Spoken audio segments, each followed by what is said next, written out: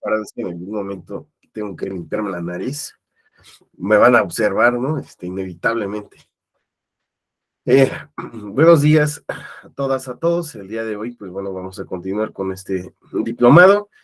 Tengo el gusto de nuevamente volver a verlos. Ha sido un agrado verlos en otras sesiones y pues bueno, ya casi están por terminar, ¿verdad? Ya están en la recta final.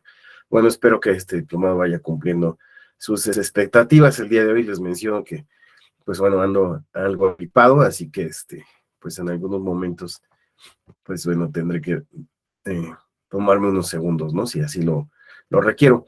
De antemano, pues bueno, puede ser incómodo. Me disculpo. Y bueno, como saben, la presentación, pues ya se las envío si ustedes lo desean. Ahora bien, les mencionaba yo que regularmente cuando es lunes hay 10 minutitos para un break. En esta ocasión vamos a ver si vemos los tiempos cómo vamos, este, para poder terminar el tema.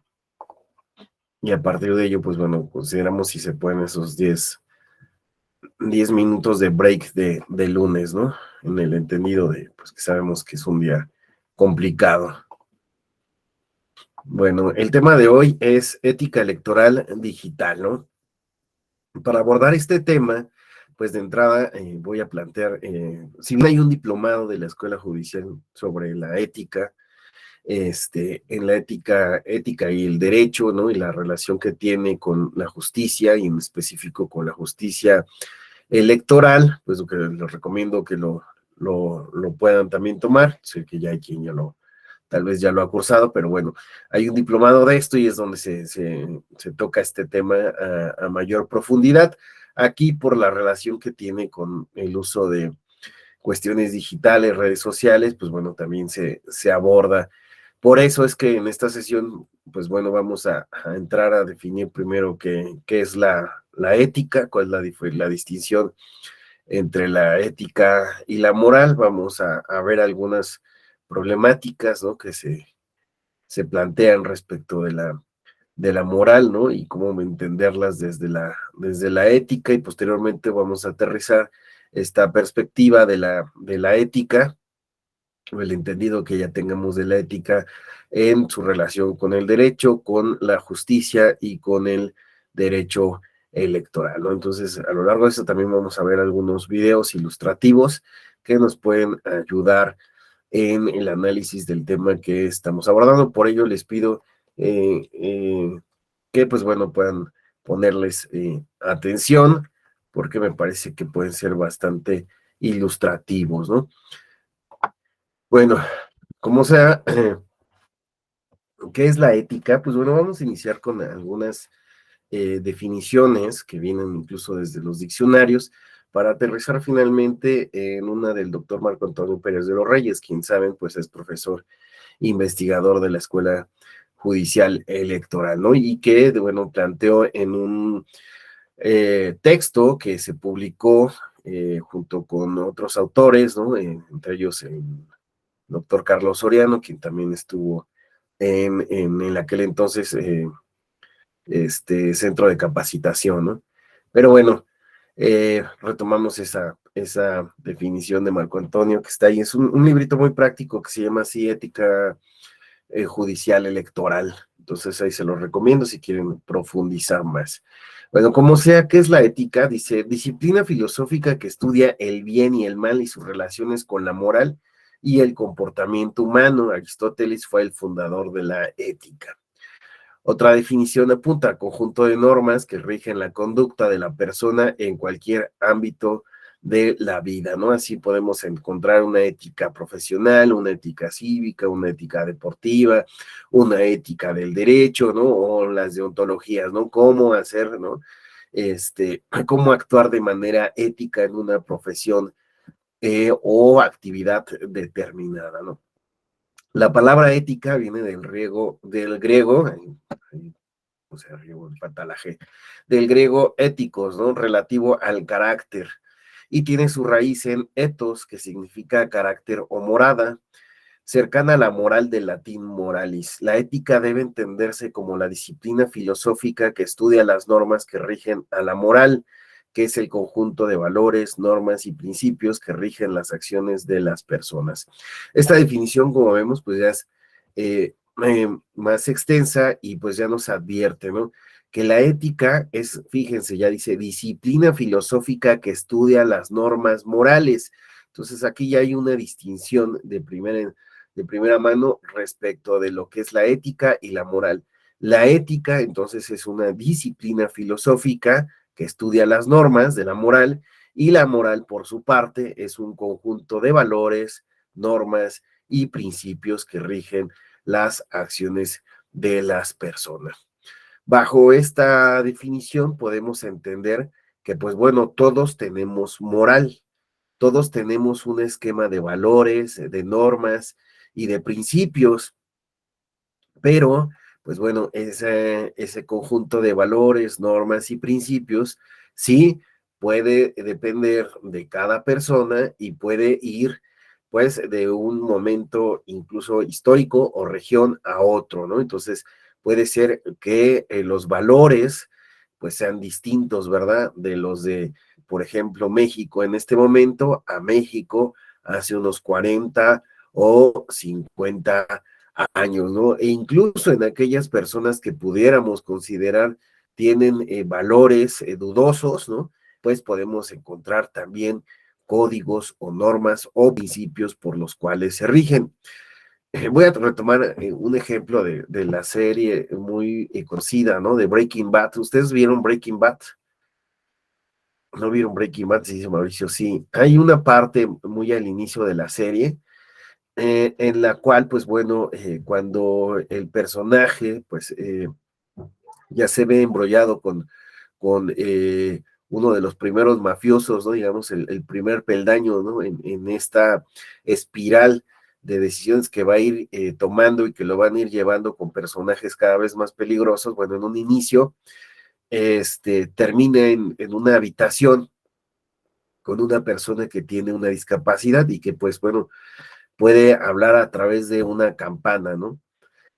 Eh, entonces, en un momento esta persona que solo puede hablar a través de esta campana, observa, ¿no? Cómo, pues, Walter White y Jesse Pinkman, ¿no? Pues, son los culpables del asesinato, ¿no? De su sobrino, era su sobrino, la persona que asesinan ellos, ¿no? Entonces, cuando llega el FBI, lo interrogan. Esta persona demuestra que tiene lucidez pese a que no puede hablar y que solo puede comunicarse mediante esta campana, pero cuando debe de señalar a los culpables y puede hacerlo, no toca la campana porque los oficiales advierten, es que él puede ser mafioso y puede comprender que estos son culpables, o estos Jesse Pinkman y Walter White son culpables, pero ¿no? Nunca los va a delatar porque bajo sus códigos, bajo sus valores, prefiere quedarse callado a delatar frente a un federal. Entonces, vean, ¿no? O sea, pese a ese tipo de circunstancias, vamos a encontrar que existen valores, normas y ciertos principios, incluso en aquellos que podamos considerar que tienen, pues bueno, códigos dudosos de comportamiento, ¿no? Pero vean, es un ejemplo extremo, pero pues bueno, lo quise traer a colación, ¿no? De qué es esto de los valores, las normas y los principios de la moral. Pero nosotros pues lo veremos lo mismo, ¿no? A veces de sociedad a sociedad encontraremos códigos morales distintos. No es lo mismo tal vez los códigos morales que se viven en México, en la Ciudad de México, a lo mejor a un país de Medio Oriente o Japón o la India, ¿verdad? Mencionaba yo al propio México, ¿no? Hace 20, 40, 60 años, ¿no? Veremos pues valores muy distintos. Sin embargo, lo que sí es de anotar es que la ética, ¿no? Como disciplina filosófica y al estudiar estos valores morales o estas normas y principios, pues lo que tratará de advertir es pues, de qué forma, más allá de las consideraciones que podamos tener, nos podríamos llegar a, pues, valores, normas y principios universales que nos permitan llegar a, pues, tomar decisiones correctas o incluso colocándolo en términos de buenas, ¿no?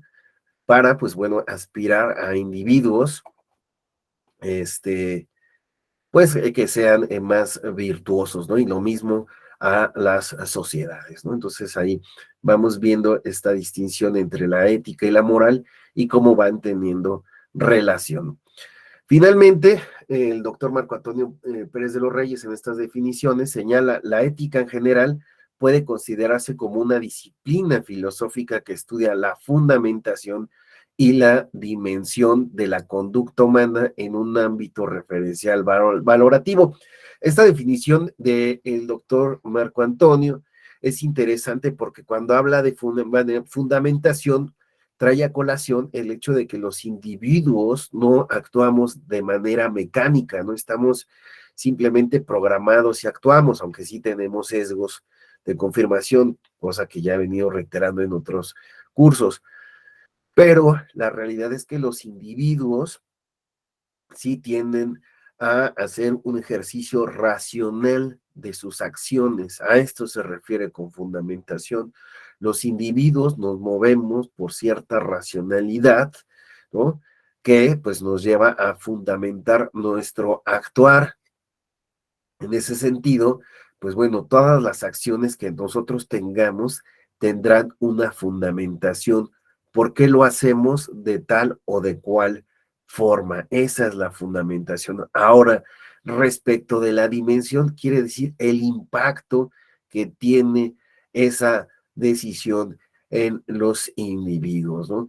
Y también en las sociedades, de qué forma esto que da fundamento a actuar de tal o cual forma un individuo va permeando en el tejido social y pues también se va dimensionando ya no solo en lo individual, sino en lo colectivo. Entonces, por eso me parece muy interesante esta definición del doctor, porque ya va a plantear la idea de que, pues bueno, sí están estos valores, estas normas y estos principios, pero a partir de esos valores, normas, principios, es que el individuo va a fundamentar su actuar, el cual, pues bueno, les decía yo, no es mecánico, no es animal, no es instintivo, tiene que ver con un cierto raciocinio que tiene el individuo y bueno, como esto a final de cuentas tiene un impacto, ¿no?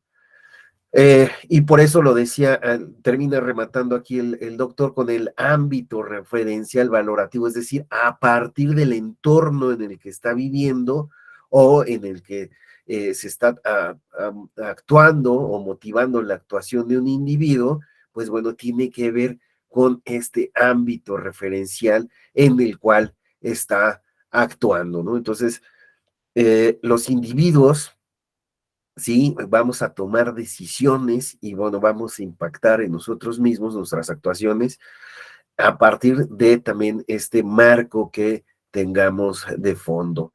Es decir, como en el ambiente en el cual nos estamos desarrollando. Ejemplo de lo que acaba de señalar de Breaking Bad, ¿no? Para esta persona, ¿no? Que perteneció a la mafia y etc., pues bueno, su ámbito referencial valorativo es distinto al de otros miembros de la colectividad, ¿no? Entonces, a partir de eso va a fundamentar su dimensión, va a fundamentar su decisión de no eh, eh, de delatar a otros pese a la culpabilidad, ¿no? Y también, pues bueno, esa conducta tiene un trasfondo en particular en el círculo en el que se rodea, ¿no? En la definición que se apunta se hace alusión a fundamentación y dimensiones, lo que acaba de apuntar, de la conducta en el entendido de que debe tratarse de una conducta racional y volitiva, no instintiva ni fisiológica, lo que implica que es relativa a la noción que en una cultura determinada se tenga de las nociones y del bien y del mal, ¿no? Entonces estamos viendo cómo esta fundamentación y dimensión tiene que ver con un aspecto también cultural, la noción que tengamos cada quien de lo que es lo bueno y de lo malo, pero también de lo que construyamos como lo bueno o lo malo, porque a lo mejor nosotros encontraremos, ¿no? Que puede ser que lo que no es malo en cierta sociedad, ¿no? Este, bueno, lo que es bueno en una sociedad puede ser malo en otra, ¿no? Entonces, depende justamente de esta cuestión también cultural que da fundamentación y dimensión a la conducta humana.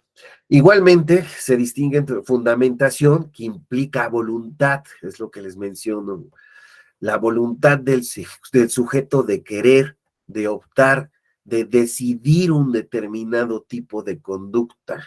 Entonces, así entenderemos la fundamentación.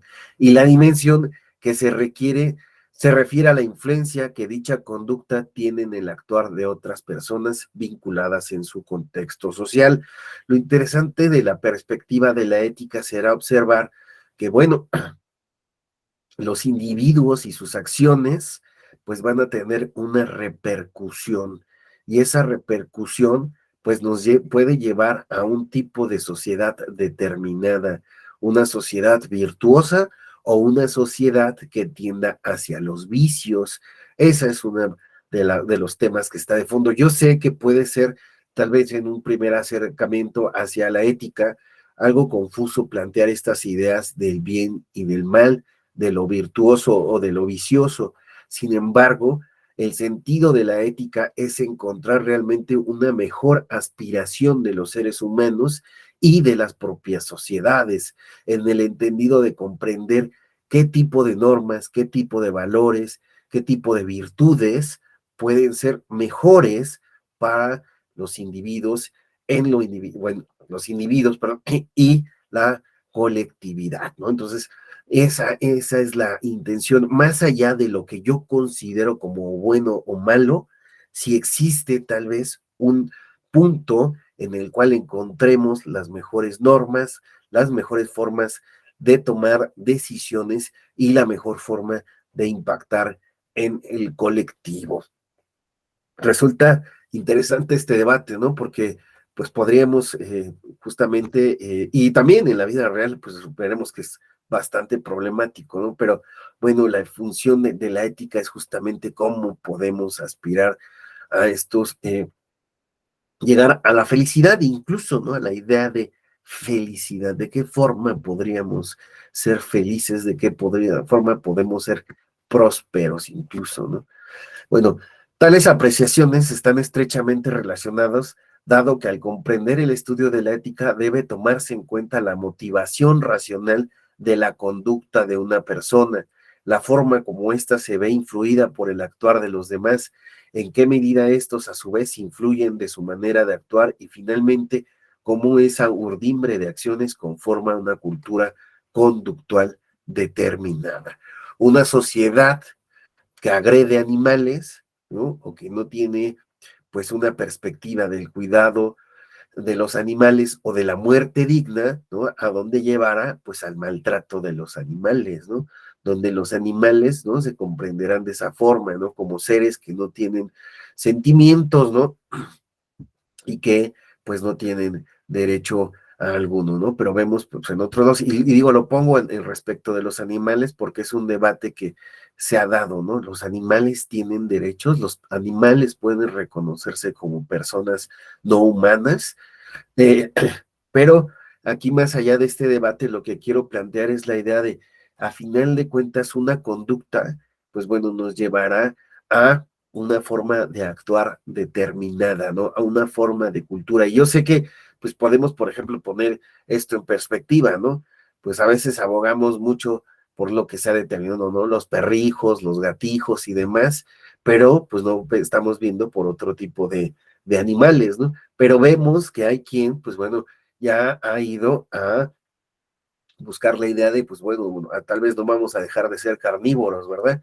Pero, pues sí, al menos de darles trato digno, muerte digna a los animales que pues bueno, pueden ser utilizados con otros fines o incluso aquellos que son utilizados para la diversión, pues bueno, que se eliminen este tipo de prácticas que pueden afectarles, ¿no? Entonces, digo, es un ejemplo nada más, pero pues la idea es esto, ¿no? Cómo vamos influyendo los unos en los otros y esta forma de actuar finalmente genera una cultura que pues tiende a producir determinados comportamientos en los individuos. Ahora, antes de continuar respecto de la ética, pues bueno, ya habíamos venido señalando cuál es la diferencia entre la ética y la moral, pero pues bueno, vamos a apuntarla de manera más precisa.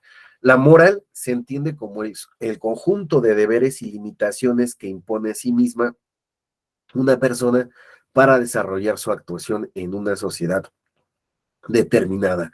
Tal concepto queda comprendido en la gama de decisiones, algunas trascendentales y otras de mínimo impacto social, que día con día debe tomar cualquier individuo al realizar actividades en su contexto social. Entonces, pues veamos cómo esta moral, ¿no?, nos lleva a deberes, pero también a limitaciones. ¿Y a qué nos referimos con deberes? No sé, voy en el transporte colectivo y voy sentado, ¿verdad? Pero entonces se sube una señora que trae cargando a su hijito, ¿verdad? Recién nacido, y entonces tal vez mi deber moral es cederle el asiento, ¿verdad? O se sube un viejito, una viejita, o pongámoslo así, un viejito, ¿no? Y aunque sea hombre, pues bueno, mi deber moral tal vez es darle ese asiento a esa persona adulto mayor, ¿no? Entonces ahí tenemos un deber, pero también limitaciones. Sabemos que, bueno, a lo mejor voy a la calle y tengo un problema porque tomé mucha agua y entonces, híjole, me dan muchísimas ganas de ir a el baño al uno, ¿verdad? Y entonces así dicen cuando éramos chiquitos, ¿verdad? Y entonces, pues, ¿qué hacemos? Nos esperamos hasta que encontramos un baño, ¿verdad? No agarramos y, ay, donde nos encuentre, ¿verdad? Donde nos agarren las ganas, ahí, ¿verdad? Pues no, eso no lo hacemos. Bueno, habrá quien lo haga porque pues ya es a lo mejor ya una cuestión de, pues de un problema, ¿no? Médico, ¿no? Pero regularmente, ¿qué hacemos? Híjole, hasta llegamos pálidos tal vez, ¿no?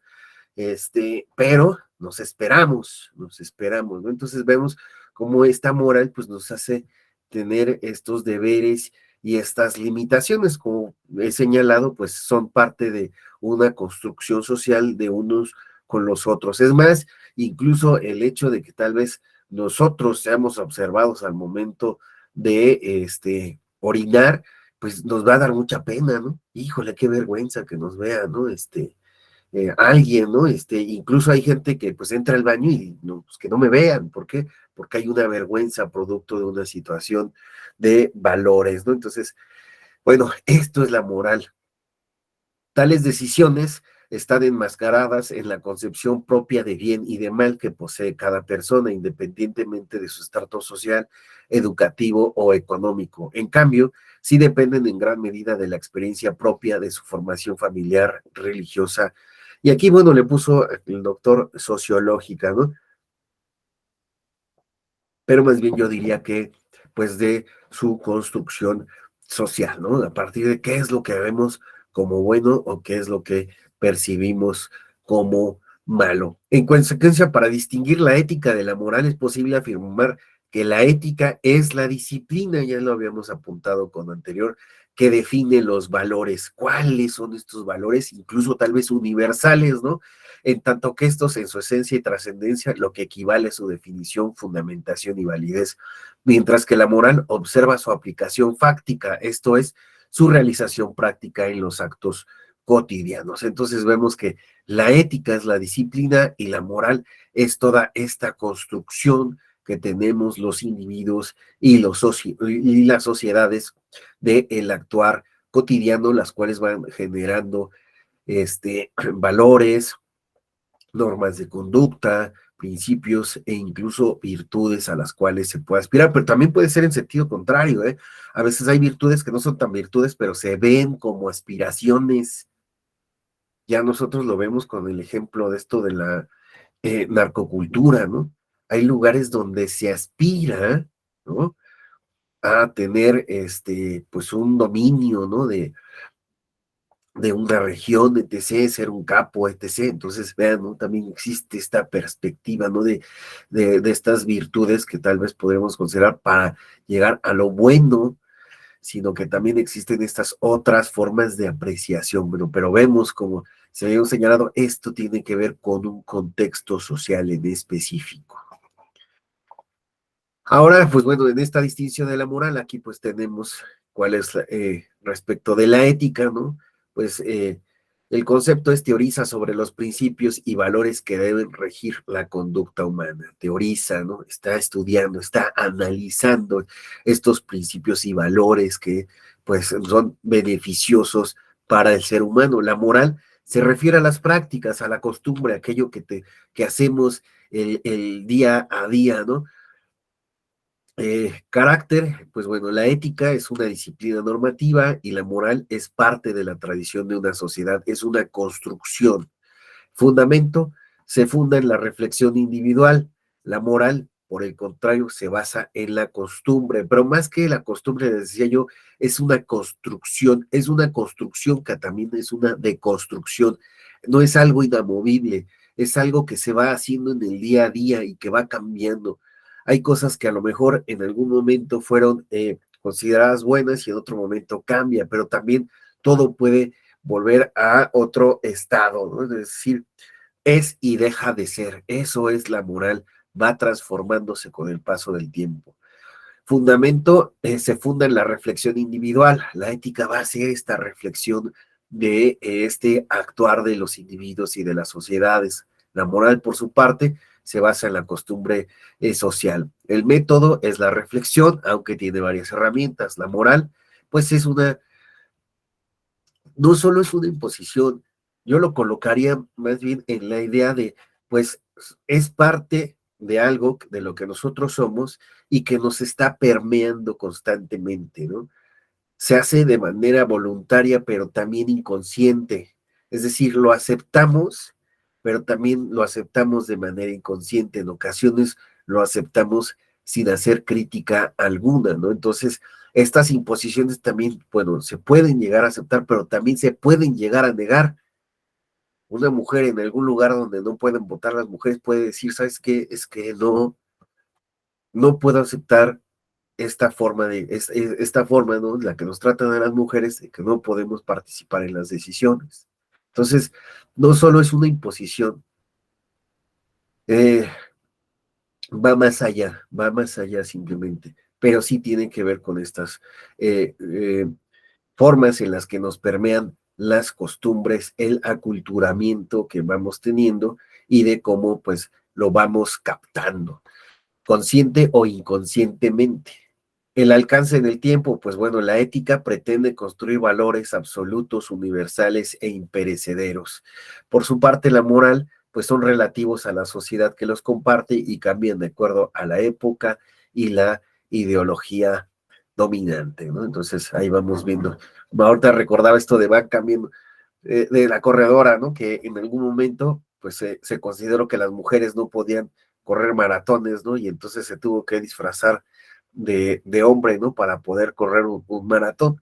Hoy día, ¿no? Incluso hay carreras específicas para mujeres, ¿no? Entonces, vamos viendo cómo se va dando este cambio de épocas y de ideologías, ¿no? Donde se consideraba que las mujeres no podían correr un maratón, ¿no? Y ahora sabemos que son muy buenas corredoras.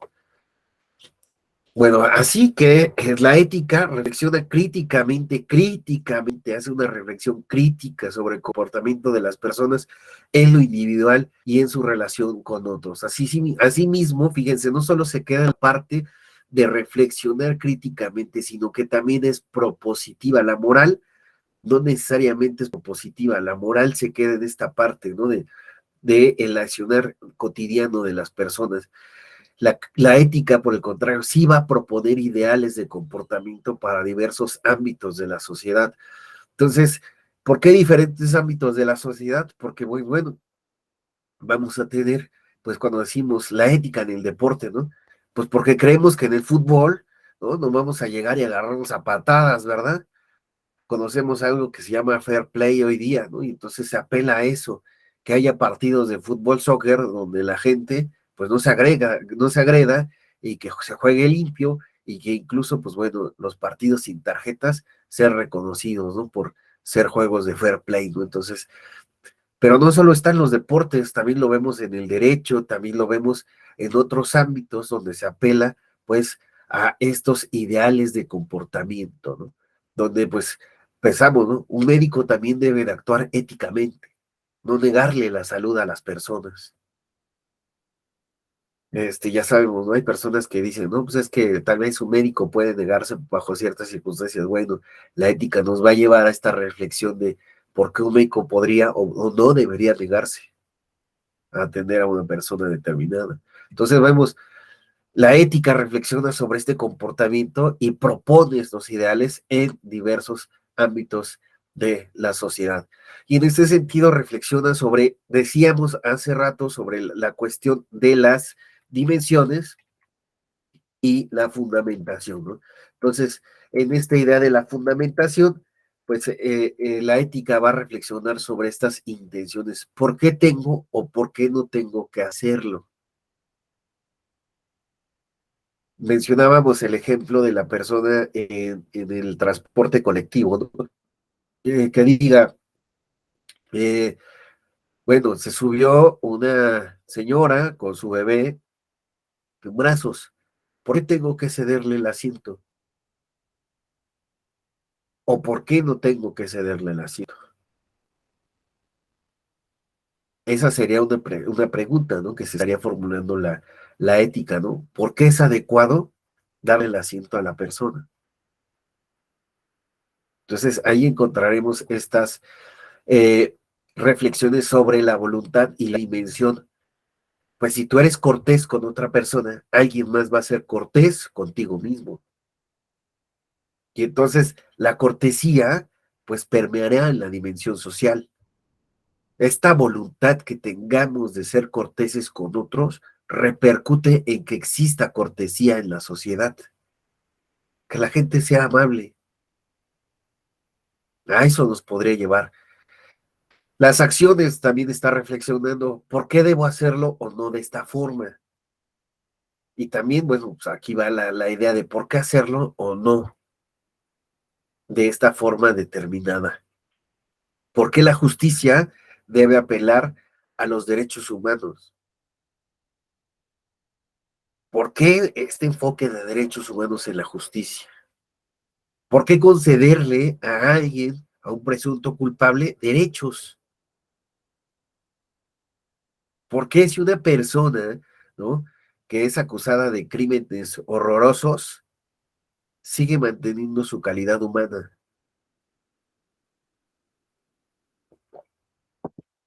¿Y por qué, no? Darle un debido proceso a esa persona. Y no luego, tal vez, como en algunos países, ¿no? Incluso el vecino del norte, ¿no? Una silla eléctrica, ¿no? Órale. Por cierto, ahí vieron la de este Ted Bundy, ¿no? Apenas acaba de salir esta película en Netflix, ¿no? Se las recomiendo. Y bueno, las consecuencias, ¿hacia dónde nos lleva esta forma de hacer las cosas, ¿no? Eh, ¿Por qué? Bueno, ya una vez que tenemos las intenciones, es decir, esta parte de la racionalidad que tienen los individuos, ¿no? Y finalmente que los lleva a tener una acción, ¿qué consecuencias tiene para el individuo y para la sociedad en general? ¿Hacia dónde nos lleva esa forma de hacer las cosas? ¿Hacia dónde nos lleva buscar una sociedad virtuosa, un individuo con valores? ¿Hacia dónde nos lleva? O por el contrario, ¿hacia dónde nos lleva una sociedad que está valorando la violencia, que está valorando, ¿no? Que los jóvenes, pues, utilicen armas, ¿no? ¿Hacia dónde nos puede llevar? Y bueno, estas reflexiones, pues, buscan impactar en las normas, en los valores, en las virtudes, incluso que pueden o debieran tener los individuos y en los principios, ¿no? Principios que deben regir determinadas actividades, ¿no? En materia electoral sabemos que existen estos principios, ¿no? Que son criterios por los cuales nos debemos de regir. En la justicia es muy claro, ¿no? El sentido de la imparcialidad. Pero bueno, el planteamiento de fondo, cuando hablamos de ética, es que el comportamiento nos lleva a ser buenas o malas personas, de modo que reflexionar sobre nuestro comportamiento nos lleva a construir individuos y sociedades libres y responsables. La cuestión está en que todos tenemos la posibilidad de actuar de determinada, de una o de otra forma. Nosotros decidiremos si damos o no damos el asiento, ¿no? Y vamos a poder justificar por qué lo damos o por qué no lo damos. Pero la cuestión está en que esta libertad que tenemos de decidir nos debe de conllevar a una sociedad responsable de las acciones, tanto particulares como colectivas, ser responsables de lo que está sucediendo, ¿no? Y digo, aquí no parezco esta campaña, ¿no? De los valores, sino más bien, pues bueno, que esta libertad para decidir nos lleve a tomar mejores decisiones que tengan como consecuencia, pues una sociedad más virtuosa, donde los individuos pues puedan desarrollarse plenamente. Eso también está de fondo en la idea de la ética, ¿no? La plenitud de los individuos y de las sociedades. Vamos a ver rapidísimo en lo que me limpio también la nariz, disculpen. Este cortito de Adela Cortina es una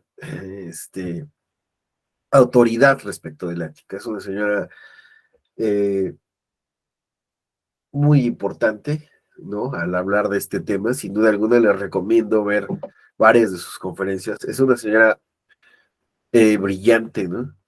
Que pues da mucha luz sobre el tema y por qué es importante la ética. Vamos a verlo tantito. Pues pensé que el primer debate que tenemos, la primera frontera que tenemos es la de qué es la ética y para qué sirve.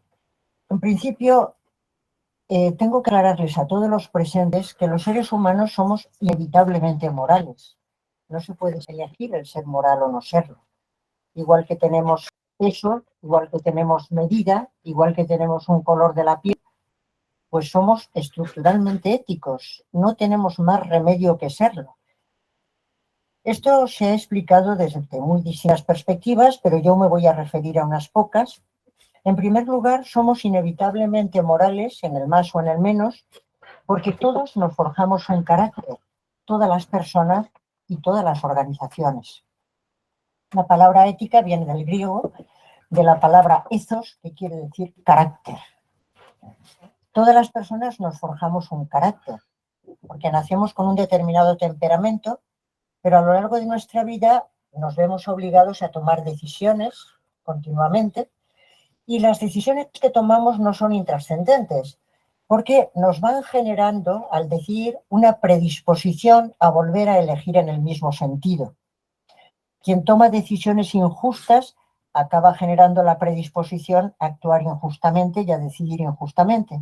Quien toma decisiones imprudentes va generando una predisposición a tomar decisiones imprudentes.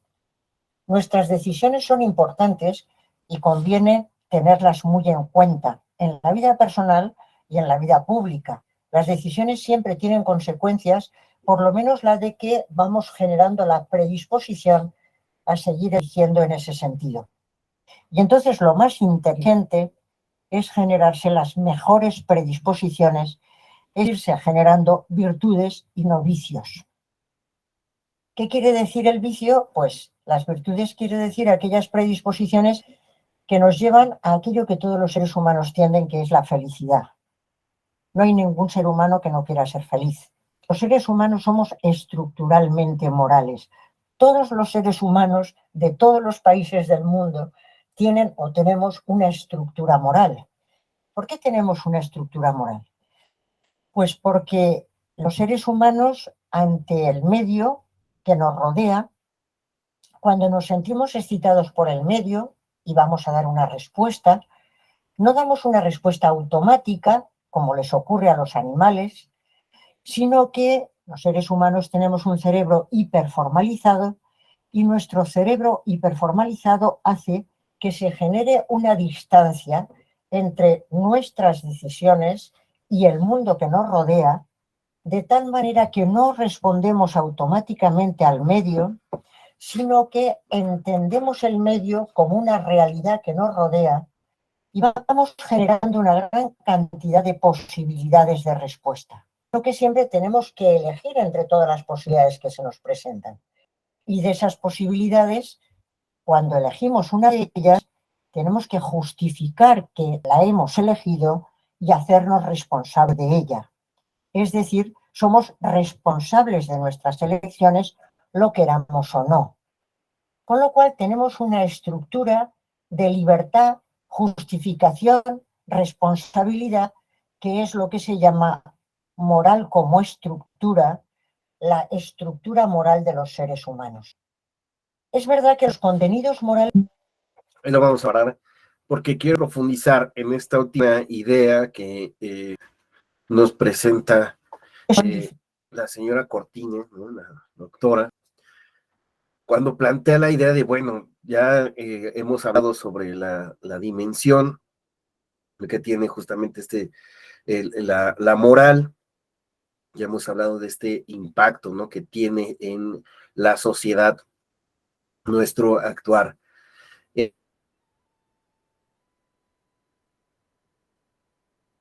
En lo individual, y bueno, ella reflexiona sobre pues estas decisiones que vamos tomando.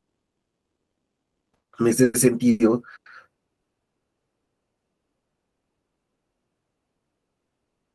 pues refiere que tenemos libertad para decidir y bueno, vamos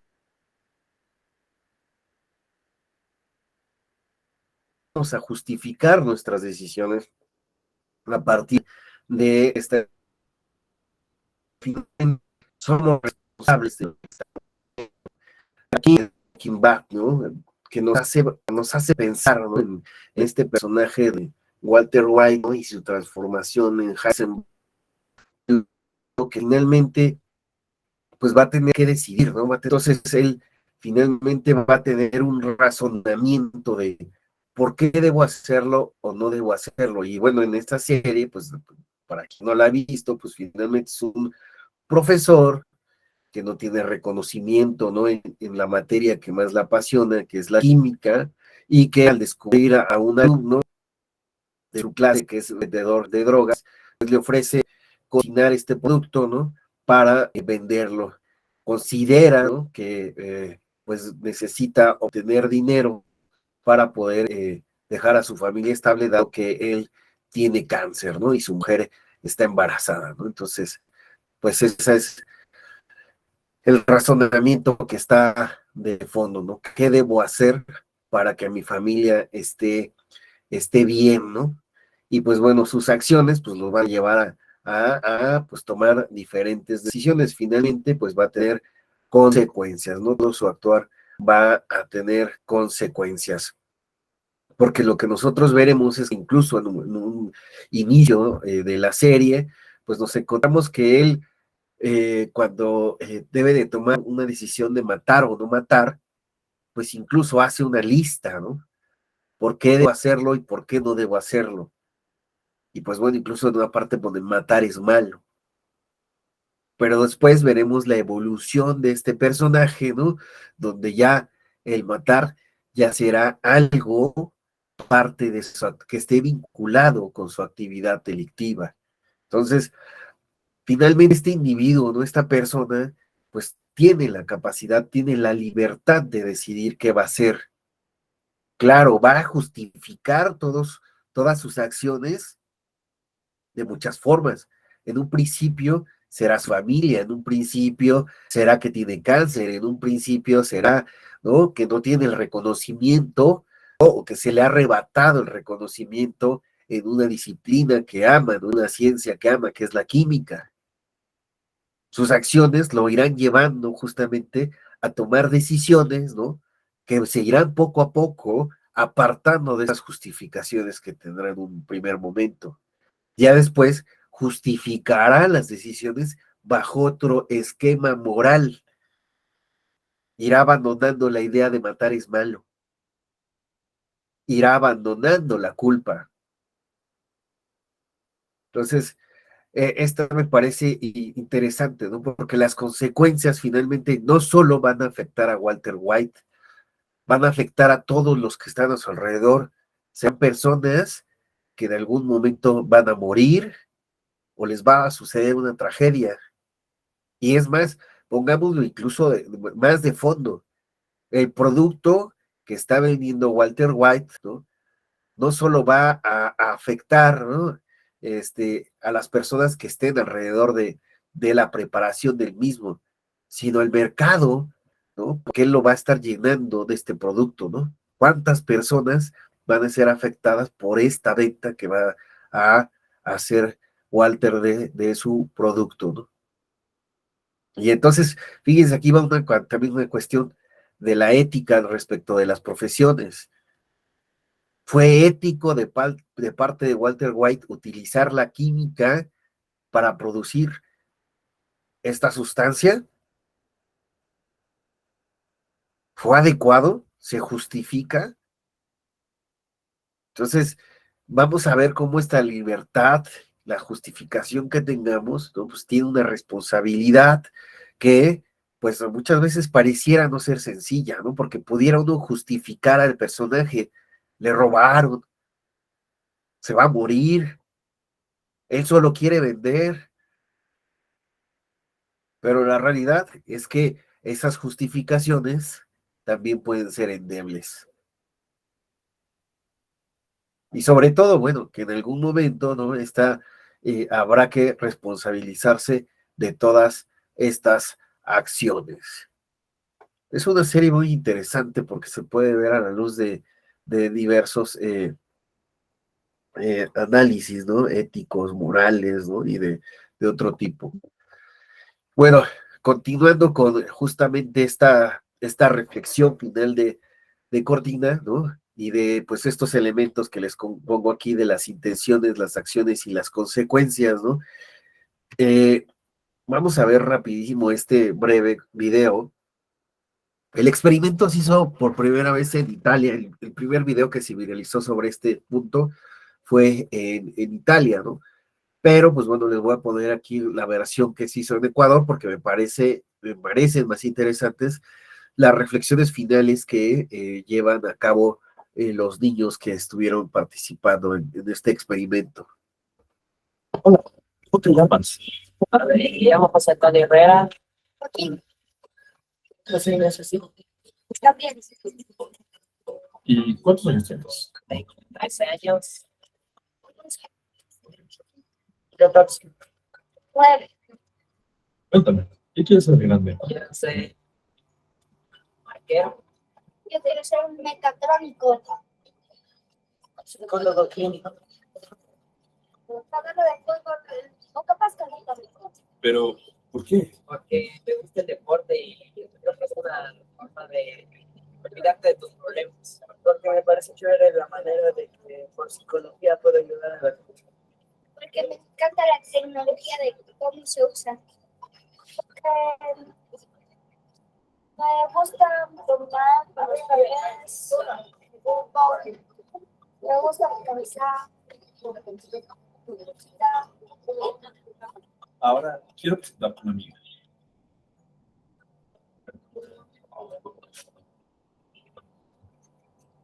Ella es Daniela.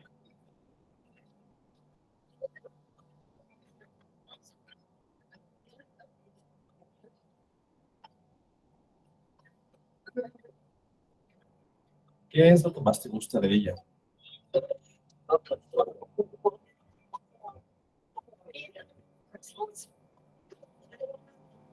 La forma de parecer. Sus ojos. No sé. Casi nada. Dale una caricia.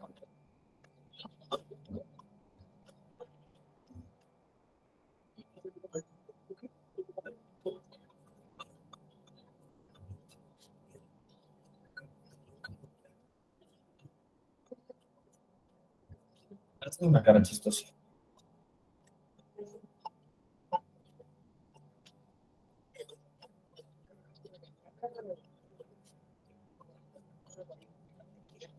Ahora, golpéala. ¿Le golpeo? No, Vamos, golpéala. no te voy a golpear. ¿Y por qué no? Tenemos que respetar a las niñas. Porque a las mujeres no se golpean. Porque es una falta de respeto, ¿no? ¿Por qué no? Porque eso está mal. No sé, pero no sé. Es algo que no me enseñaron mucho a hacer. No puedo golpear a una mujer. Porque no es justo golpearla solo. Sí. Una de cada 3 mujeres en el mundo han experimentado violencia física. El 30. Aquí vemos, ¿no? Como en este ejercicio, ¿no? Sobre el conocer a una niña, ¿no? Y posteriormente sugerirle la golpea, ¿no? Lleva una reflexión de los niños sobre una conducta. ¿Por qué tendría o por qué no tendría que hacerlo? La reflexión de los niños es interesante porque nos lleva a esta construcción que hemos venido apuntando. Mis papás me enseñaron, porque es una falta de educación, porque es malo, ¿no? Golpear a las niñas, porque debemos de defender a las niñas de todas las mujeres del mundo, ¿no? Entonces, existe una reflexión sobre el actuar, existe la libertad de hacerlo o no hacerlo, porque los niños podrían haber decidido golpearla, ¿no? Pero existe un razonamiento en la conducta que tiene una justificación. A final de cuentas, esto nos hace reflexionar, ¿no? Sobre golpéala, porque lo que advierte es que como cuando somos niños tenemos esta conciencia de no golpear a una mujer, sin embargo, ¿por qué en algún punto cambia la actitud de los hombres? ¿Por qué hay violencia hacia las mujeres? La intención es de este ejercicio es hacer esa reflexión. ¿Por qué tengo o por qué no tengo que hacerlo? ¿Por qué no debemos golpear a las mujeres, no? Termina siendo la reflexión. Y fíjense, esto es interesante porque el ejercicio se ha trasladado, ¿no? No solo en Italia, ¿no? O sea, hay varios países en los que se replicó el ejercicio. Y a final de cuentas, pues bueno, está este planteamiento de tenemos una justificación para no golpear a las mujeres, porque en un momento se hace. Vemos, es interesante 38%. los razonamientos. Ahora, respecto al por qué debo no hacerlo de esta forma, encontré otro video, ¿no? Del propio Batman, ¿no? Que es un personaje que, como ustedes saben, Christopher Nolan explotó muchísimo para hacer varias reflexiones morales, éticas, en sus películas, ¿no? Entonces, una de ellas también se ha llevado, bueno, varias de estas reflexiones también se ha llevado en las series animadas, ¿no? Respecto de el actuar de Batman, ¿no? Y su perspectiva de la justicia, ¿no? En este corto que está aquí, la reflexión que hace es que, bueno, como se sabe, ¿no? Un Robin pues fue asesinado por el Joker, ¿no? Entonces el Joker lo asesina y Batman, pues bueno, se queda solo. La cuestión está en que en este cortometraje, Robin regresa a la vida y se da cuenta que pues Batman hace justicia, pero no mata al Joker, pese a todos los crímenes que están detrás de el Joker, ¿no? Y entonces lo encara y pues, le, le enfrenta, ¿no? Señalándole de por qué tiene ese actuar, ¿no? Entonces, vamos tantito más 2 minutitos. I know I failed you, but I tried to save you, Jason. I'm trying to save you now. Is that what you think this is about? You let me die? I don't know what cloud you judge me.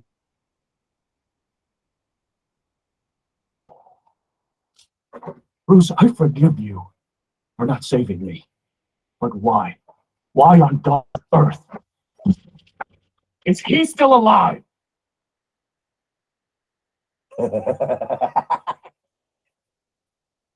Gotta give the boy point. He came all the way back from the dead to make this shindig happen. So, who's got a camera? Get one of me and the kid first, then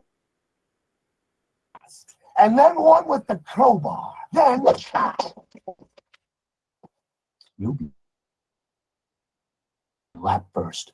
Party pooper. No cake for you. Ignoring what he's done in the past. Blindly, stupidly disregarding the entire graveyards he's filled. The thousands who have suffered. The friends he's crippled. You know, I thought I'd be the last person you'd ever let him hurt. If it had been you that he beat to a bloody pulp, if he had taken you from this world, I would have done nothing but search the planet for this pathetic pile of evil death-worshipping garbage and send him off to hell. You don't understand. I don't think you've ever understood. What, your moral code just won't allow for that? It's too hard to cross that line? No, God Almighty, no. It'd be too damned easy. All I've ever wanted to do is kill him. A day doesn't go by when I don't think about subjecting him to every horrendous torture he's dealt out to others, and then end him. Oh, so you do think about me. But if I do that, if I allow myself to go down into that place, I'll never come back. Why? Vean cómo Batman no hace esa reflexión, ¿no? Cuando Grayson lo imputa, ¿no? Robin lo imputa, pues lo enfrenta, ¿no? Vemos la reflexión de Batman, ¿no? Que sabemos que es un personaje que no mata, ¿no? Entonces se le reclama, ¿por qué a ¿no? Que ha llenado cementerios, que es una persona malvada, que ha dejado lesionados, muertos, heridos, ¿no? O sea, que es una persona tremendamente mala, no lo ajusticias, no lo matas. Y Batman justifica, ¿no? Su actuar. Es muy fácil matar. El problema es que ya no regresas. Entonces hay un código moral en él. ¿Por qué debe hacer justicia sin matar? Y aquí de fondo también está la otra cuestión, ¿no? Porque le dicen, la justicia también requiere matar. Entonces, es una interesante cuestionamiento, ¿no? El que se presenta en este breve cortometraje, ¿no? Que estoy colocando, pero que nos lleva a estas reflexiones. ¿Por qué debo hacerlo o por qué no debo hacerlo de esta forma? ¿De qué forma se debe de impartir justicia? Mencionaba yo, ¿no? ¿Por qué a alguien, ¿no? Que fuera un Joker de la vida real, que supongo los hay más terroríficos, ¿por qué se le debería dar un juicio, ¿no? La posibilidad de defenderse de un juicio. ¿Por qué un debido proceso? ¿Por qué garantizarle sus derechos humanos? Esos son algunos de los problemas que se encuentran en la ética. Aquí nada más lo estamos planteando. Y bueno, sobre las consecuencias, ¿no? De reflexionar, les coloco este pequeño videito. Voy a saltar una parte. Son personas que están en una sala, van a ir a un casting de trabajo y ven que ya hay una persona de color en la sala. Entonces se les va a pedir que, bueno, traduzcan un mensaje.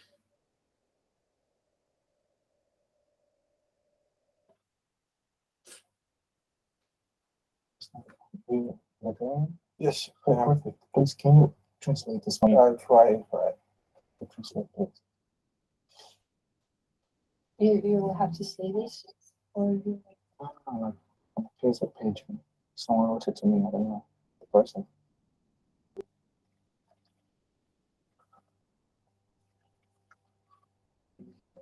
Están leyendo el mensaje que esta persona de color les está pidiendo traducir. How can I understand it?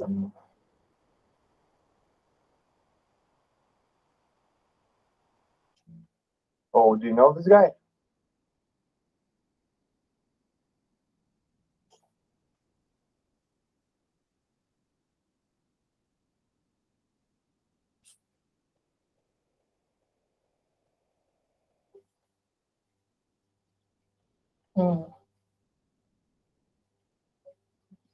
You know this guy? No, I just came to the thing like 2 weeks ago, so. Oh, her.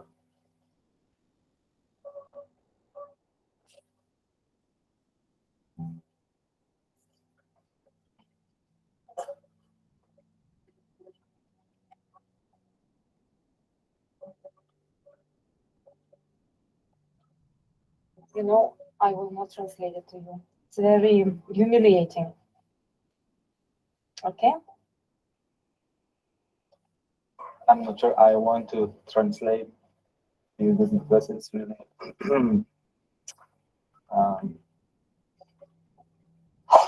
shit.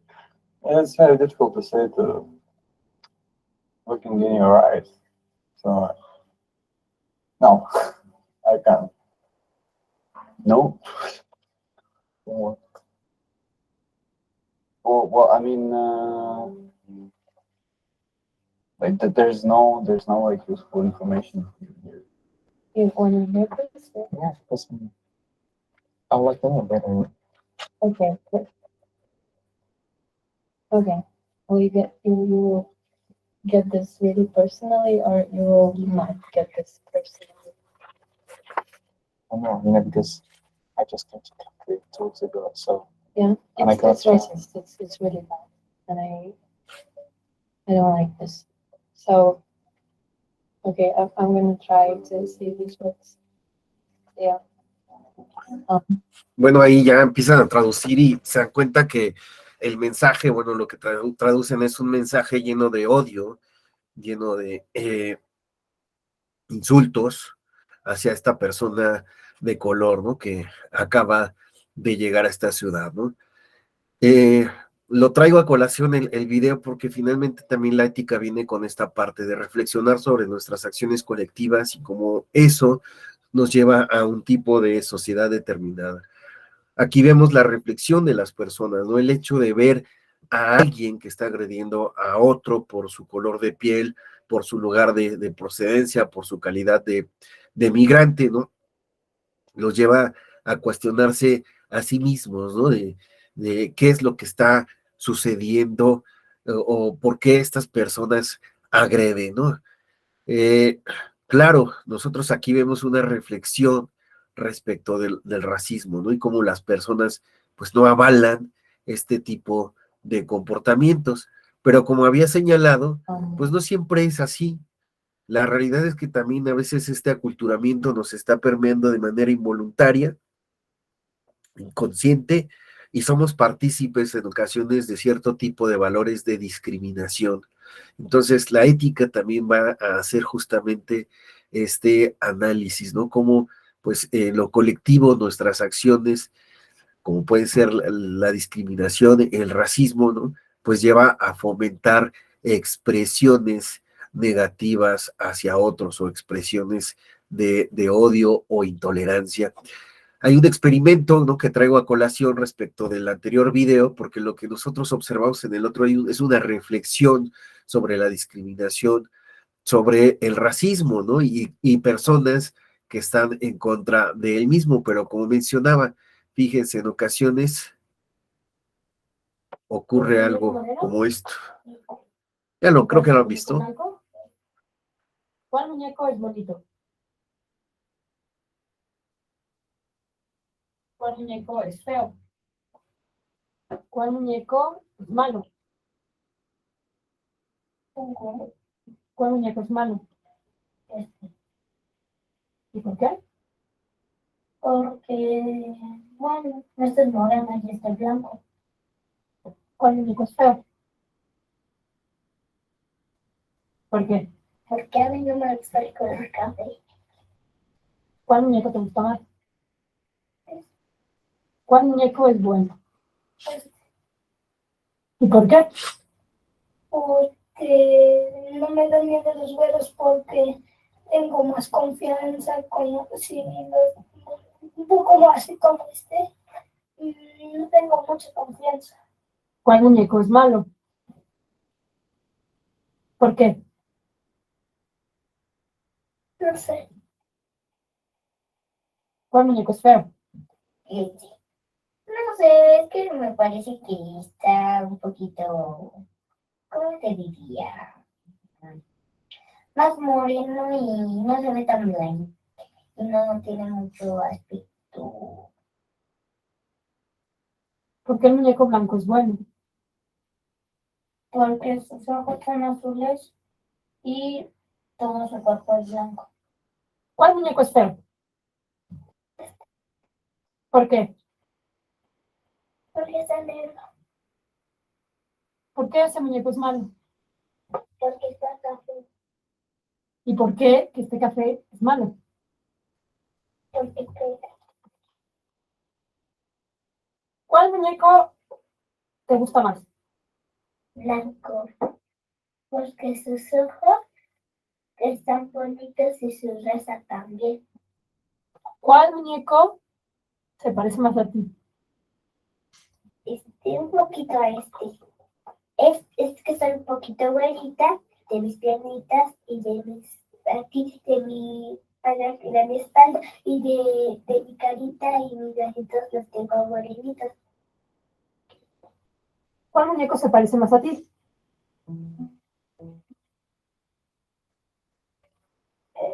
Eso. ¿En qué?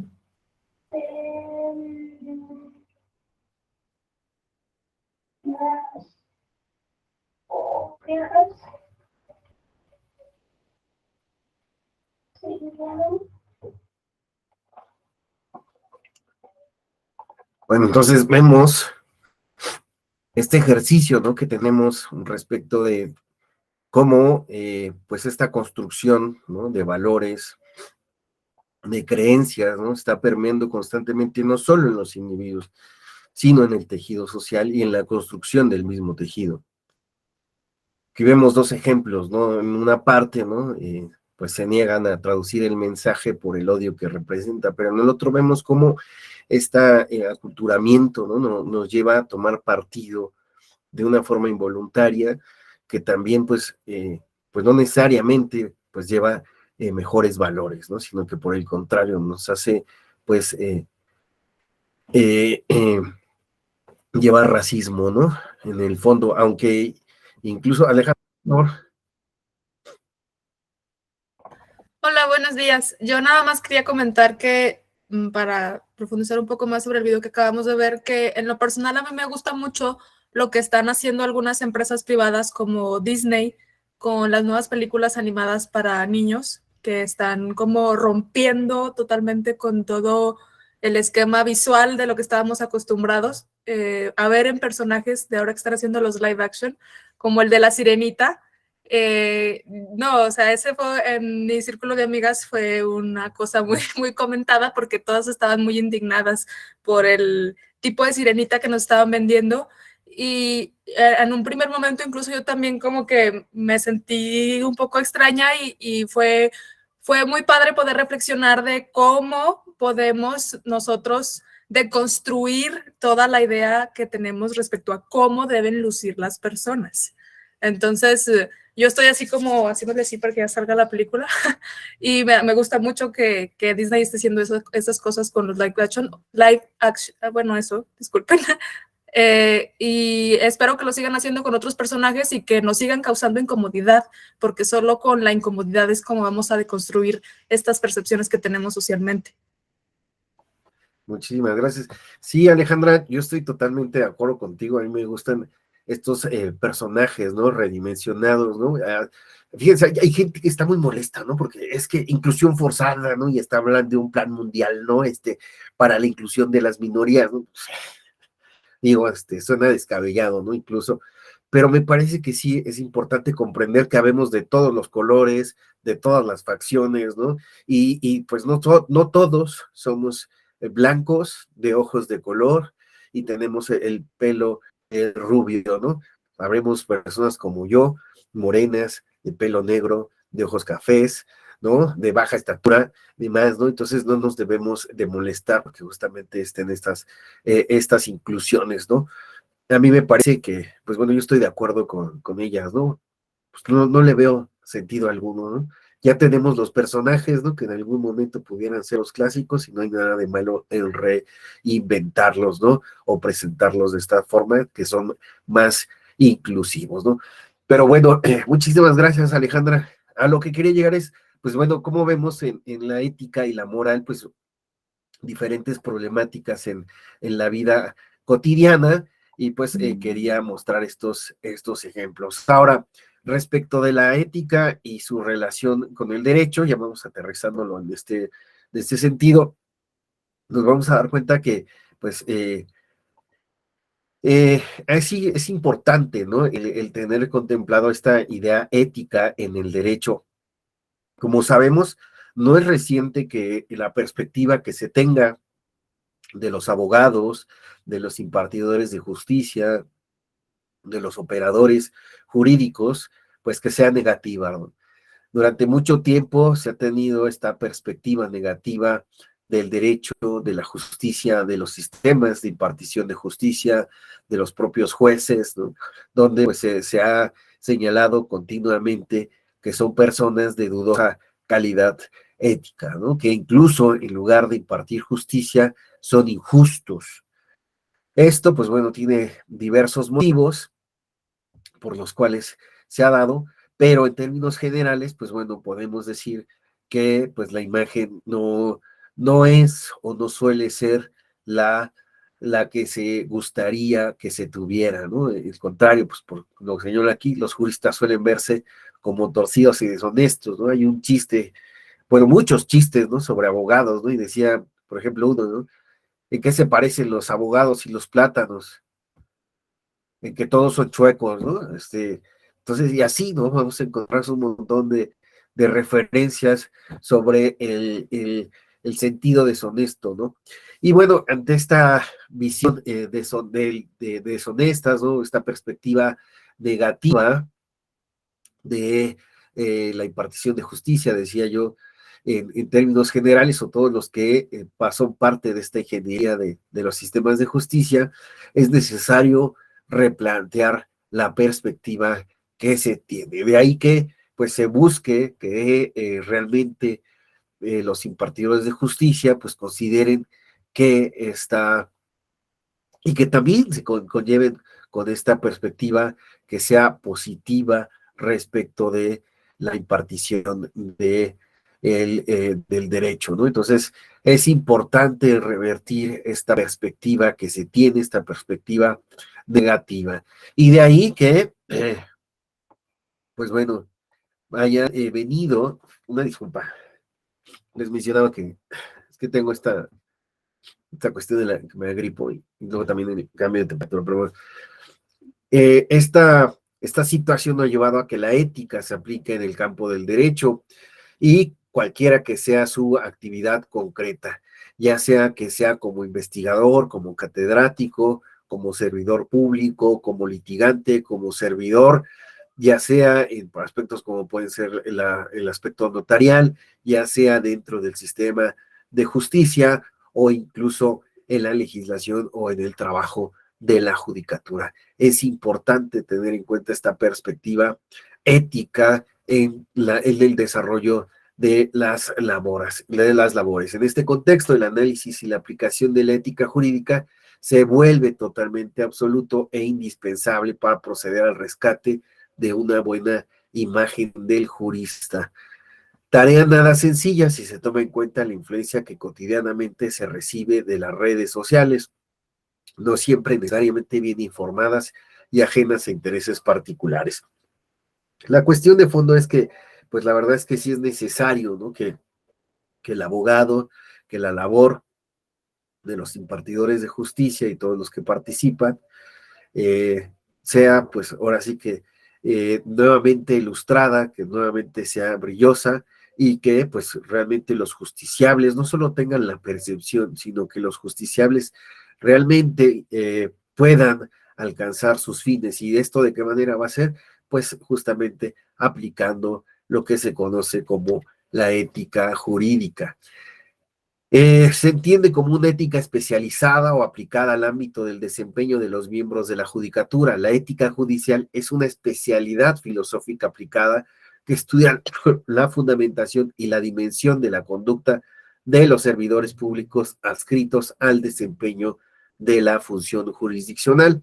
Así se observa que la ética judicial comprende la conducta apropiada, fíjense, la conducta apropiada en un marco valorativo especificado de los jueces, independientemente de su rango y área de competencia, y también de los servidores públicos adscritos al desempeño de la función jurisdiccional, como es el caso de los secretarios en sus diversas jerarquías, actuarios y personal operacional técnico o administrativo, dado que la labor conjunta de todos ellos está encaminada a desarrollar la función estatal fundamental de impartición de justicia.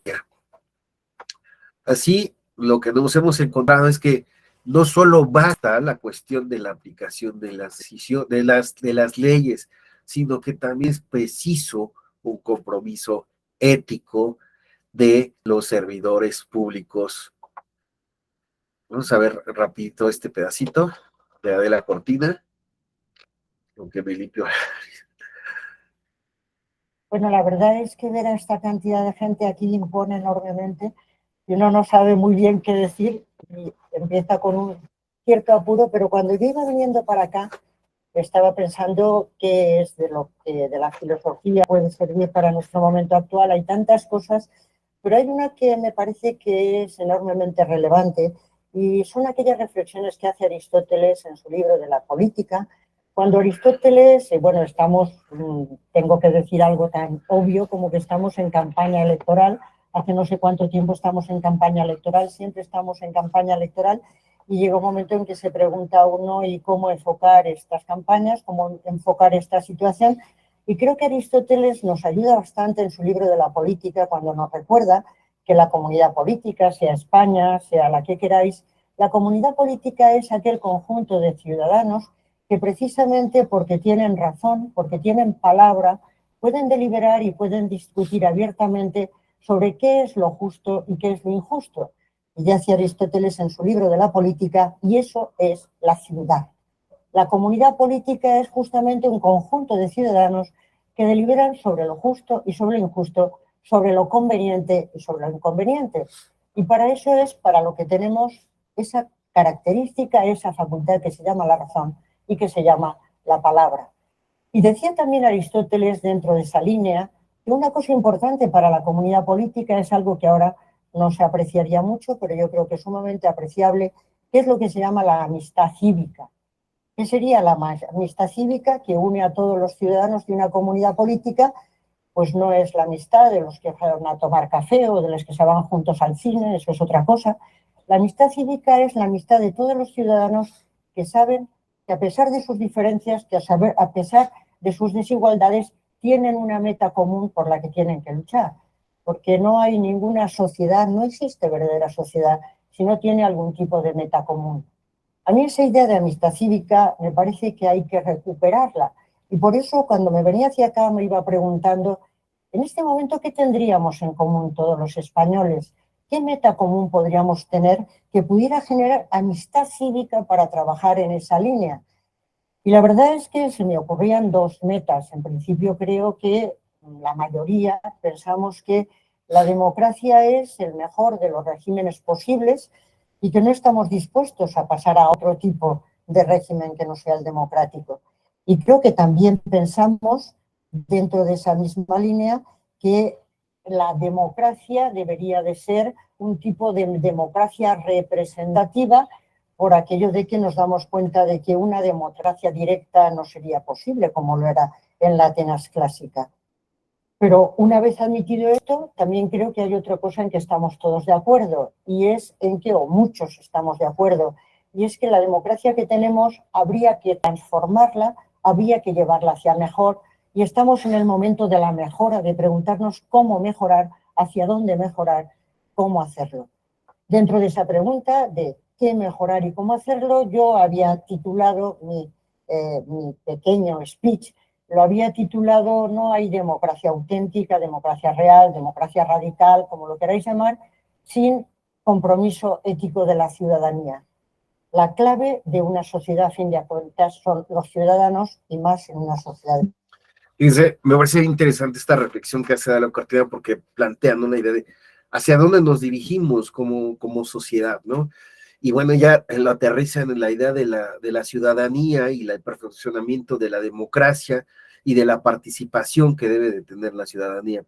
Sin embargo, yo le agregaría a De la Cortina en esta reflexión que sí es la ciudadanía, ¿no? La que también, pues bueno, debe de tener este análisis, ¿no? Reflexivo sobre el compromiso que debe de tener para su participación.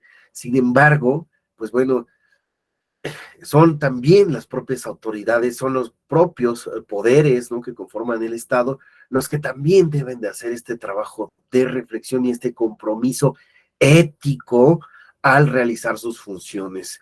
De nada sirve, ¿no? Que tengamos leyes que puedan ser perfectas, si también, pues bueno, estas se pueden pervertir al momento de su aplicación. Por muy perfecta que sea una norma, requiere también que aquel que la aplica tenga esta voluntad de que realmente imparta justicia. Aquel que participa en cualquier parte de la maquinaria, en este caso estamos hablando de justicia, debe de tener este compromiso ético con su labor. Y cuando hablamos de compromiso ético, hablamos de una serie de cumplimiento de reglas, de normas, de principios, de valores que debe de llevar a cabo todos los días para realmente cumplir con su propósito, con la tarea que se le ha encomendado. Esta es una parte fundamental, ¿no? Entonces, sí está esta parte de las leyes, pero estas leyes, pues bueno, son trabajadas por los hombres, hombres que deben de dirigirse hacia las virtudes. En este sentido, cuando nosotros hablamos de impartición de justicia, nos encontramos con varios esfuerzos, como este Código Iberoamericano de Ética Judicial, para que justamente aquellos que participan en la impartición de justicia, pues bueno, puedan tener principios, ¿no? Que, pues bueno, les permitan alcanzar sus objetivos o alcanzar el objetivo de justicia en las prácticas que realizan o con las cuales contribuyen. También tenemos códigos, por ejemplo, este de la Suprema Corte, el Código de Ética del Poder Judicial de la Federación. También existió un código modelo de ética judicial electoral de por ahí del 2013, pero fíjense, recientemente tenemos este nuevo código modelo de justicia electoral de la justicia electoral mexicana, ¿no? El cual reconoce que, pues bueno, este anterior código modelo de ética ha quedado un tanto obsoleto ante las nuevas dinámicas de las redes sociales. De ahí que, pues bueno, considere que es necesario, ¿no? Unas nuevas pautas que se establezcan éticas respecto a la justicia y su relación con las redes sociales. Es por eso que aquí le voy a poner énfasis a esta parte de la segunda parte que se llama pautas éticas y en específico a estos dos puntos, justicia abierta y redes sociales. Solamente voy a retomar los aspectos de estos dos puntos y aquellos que me parezcan relevantes. Aquí no le puse la liga, no sé por qué, pero bueno, luego se la pongo y se las paso de este nuevo código modelo de ética. Como vemos, antes de entrar al tema, las redes sociales pues son parte, ¿no? de la vida cotidiana de las personas, de cualquiera de nosotros, pero también de aquellos que son servidores públicos, o en este caso, pues de aquellos, ¿no? Que se encuentran en el sistema de justicia. De ahí que pues sea necesario también establecer algunas pautas éticas que tengan que ver con la relación que tienen los servidores públicos de la impartición de justicia con estas herramientas tecnológicas, ¿no? Entonces, de ahí es que tenga muchísimo sentido este nuevo modelo de ética que se enfrenta, bueno, que tiene la intención de enfrentar estos nuevos dilemas o problemáticas y que, pues bueno, deben de, bajo los cuales los servidores públicos pues deben de actuar de la mejor manera y acorde, claro, está con las dinámicas de estos nuevos tiempos, pero también de pues una ética que no les haga estar en confrontación con cualquier situación que pudiera manchar o trastocar la imagen de la justicia. Bueno, bajo esta perspectiva, pues ahora sí entraremos a estos aspectos, ¿no? Primero, de entrada, en el rubro de justicia abierta, a mí me parecen muy interesantes los siguientes puntos. Respecto del acceso de la sociedad y los justiciables a lo que se le denomina como tribunal abierto o justicia abierta, ¿no? Es importante, y se señala en este código de ética, fomentar el acercamiento y acceso a las funciones propias del tribunal para que la sociedad conozca el funcionamiento de esta institución, garantizando la transparencia en las actuaciones. En la actualidad no podemos hablar de tribunales opacos o tribunales que pues no son transparentes, ¿no? De ahí que también no hagan públicas sus acciones o que, mejor dicho, no permitan a la sociedad comprender de qué forma están funcionando y del porqué de sus decisiones. Es importante, por lo tanto, que se fomente, que la sociedad conozca estas actividades y pueda comprender el funcionamiento en todos los sentidos, para que no haya ahí la posibilidad de considerar que existe un tribunal, ¿no? Que realmente pues no está aplicando la justicia.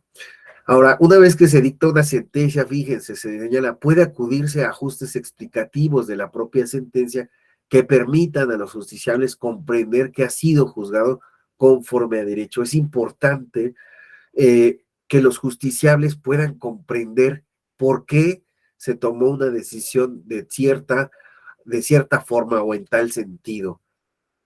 ¿Y esto qué repercusión tiene? Cuando hablamos de justicia abierta, también estamos hablando de la claridad de la exposición. Durante mucho tiempo se ha hablado del lenguaje erudito, ¿no? De los decisores de la justicia, pero también es necesario que ese lenguaje erudito, ¿no? Que en algún momento se apelaba, sea claro. Hay que comprender que los justiciables son de diversos tipos, tienen diferentes necesidades. Hay personas con discapacidades intelectuales, hay personas que no leen, ¿no? Por ejemplo, en el lenguaje oficial que es español, hay personas, ¿no? Que tienen algún tipo de problemática, tal vez incluso visual, y que pues bueno, no pueden leer de primera mano una sentencia y tienen que acudir a un especialista del derecho. Sin embargo, la intención es que las sentencias en sí mismas se expliquen por su sencillez, por su claridad, y que también cuando sea necesario que estas sentencias se valgan de algún otro mecanismo para hacerlas claras al justiciable, pues que se haga, ¿no? Que se haga una sentencia en lenguaje claro, en lenguaje sencillo incluso, ¿no? Este nuevo lenguaje que se ha establecido para personas con alguna discapacidad intelectual, que se traduzca a la lengua de la persona del justiciable, que se le dé apoyo en su lengua, que se le notifique incluso de manera especial. Vemos algunas sentencias en las cuales, bueno, ya se ha solicitado que sea el, el notificador que le dé lectura para que la persona que tiene una disminución visual pues pueda leerla y se le pueda aclarar algún aspecto de la misma sentencia. Entonces, esto es importante, que la justicia realmente alcance a los justiciables por su claridad explicativa, ¿no? Y que también, fíjense, aquí me parece que de lleno puede entrar esta idea de herramientas por las cuales se pueden valer los jueces para hacer la difusión de los criterios que se establecen en una determinada sentencia y que pueden ser del interés de diversos grupos o de la ciudadanía en general. Ahí me parece que podría entrar este esfuerzo que han hecho algunos magistrados como Felipe de la Mata, el propio magistrado Reyes Rodríguez, en infografías que buscan establecer con claridad qué fue lo que sucedió, por qué se decidió esa forma y cuál fue la votación, qué efectos va a tener esa sentencia, y claro, estableciendo bien, con un lenguaje muy claro, cuál es el criterio que se busca establecer y por qué puede ser de interés para otros.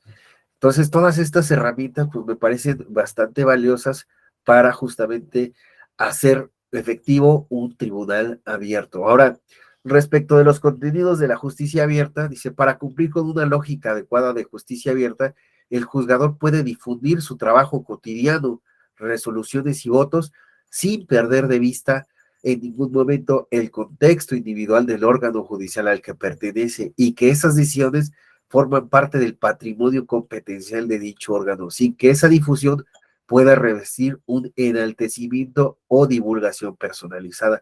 La intención es que también el juzgador no se haga difusión, ¿verdad? Sino que más bien lo que divulgue es su trabajo cotidiano, la claridad que divulgue este trabajo para que la ciudadanía comprenda qué es lo que está haciendo, que sí está chambeando también incluso, ¿no? Que sí está haciendo su trabajo y que, pues bueno, está presentando, ¿no? Cuál es el sentido de sus resoluciones y el porqué de sus votos.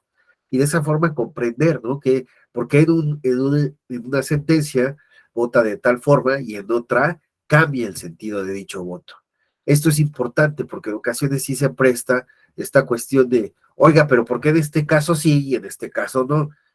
Y no queda del todo claro, y a lo mejor a veces la propia justificación de la sentencia, pues puede no ser del todo clara. Entonces, es importante este aspecto porque, pues bueno, se puede divulgar el contenido del trabajo que está haciendo el juzgador, pero claro, apelando a la idea de que, pues bueno, sea para que la ciudadanía pueda explicarse con claridad el trabajo que está realizando sin llegar a la divulgación o al, más bien al enaltecimiento, se señala aquí, personalizado, ¿no? Ahora, continuando con esto de los contenidos, cuando se opte por la comunicación pública y social de las sentencias o votos de los juzgadores, debe garantizarse que estos documentos sean compartidos en su integridad de manera sencilla y clara, con perspectiva y lenguaje ciudadano.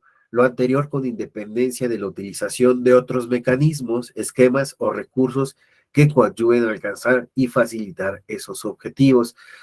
Durante mucho tiempo ya me parece que ya no se ha hecho tanto, pero también incluso durante algún tiempo el magistrado Felipe de la Mata, al principio de las sentencias, también colocaba un diagramita en el cual advertía cuál era la ruta procesal que había tenido el medio impugnativo, qué era lo que se impugnaba, y después, bueno, qué se había resuelto en cada caso, ¿no? En cada uno de los planteamientos que se habían impugnado, ¿no? Entonces, ese diagramita nos planteaba con claridad qué era lo que había sucedido, ¿no? Entonces, eran recursos que también ayudaban muchísimo a alcanzar estos objetivos de darle claridad a las sentencias, de que los justiciables comprendieran cuál era el sentido del fallo, o respecto de una porción determinada de la sentencia, pues pudieran llegar rápido a el contenido de la misma y pudieran saber qué es lo que había sucedido en ese aspecto en específico. Ahora, fíjense, aquí también se comparte otro aspecto, que es las formas del lenguaje en la justicia abierta. Se deben considerar que las sentencias y documentos públicos en general están dirigidos a personas que no entienden el vocabulario técnico y lenguaje experto del derecho. Esto me parece muy importante, ¿no? Porque muchas ocasiones, pues bueno, tenemos sentencias, ¿no? O teníamos sentencias que pues eran demasiado largas y que incluso pues no permitían comprenderlas, no podían comprenderse por cualquier ciudadano. La intención en la actualidad es que pues cualquier persona, incluso de un experto, ¿no? De un especialista de derecho, pues pueda comprender qué sucedió, bajo qué argumentos y qué va a suceder. Eso es algo que pues el justiciable debe de tener de primera mano.